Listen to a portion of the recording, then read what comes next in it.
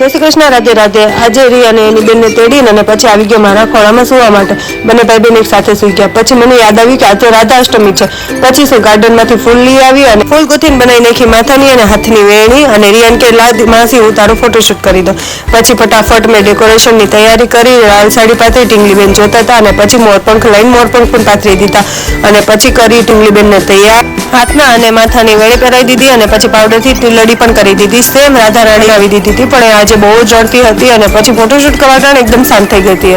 પછી કર્યું બહુ જ મસ્ત ફોટોશૂટ જોવું હોય તો એની આઈડી મેન્શન કરી દઉં છું, તેમાં જોઈ આવજો। તમને મારી ટીંગલીનો લુક કેવો લાગ્યો કમેન્ટ કરીને જરૂર જણાવજો। અને પછી જેટલી મહેનતે ફોટોશૂટ કર્યું એટલી જ મહેનતે પાછું બધું સંકેલી પણ લીધું। પછી હું આવી ગઈ ટેરેસ પર, કારણ કે મારો લીમડો બળી ગયો હતો, એની સુગંધ હજી એટલી આવતી હતી। પછી બધું કટિંગ કર્યું, પછી ગુલાબને પણ કટિંગ કરી અને છોડ કટિંગ કરી બધું સાફ સફાઈ કરી।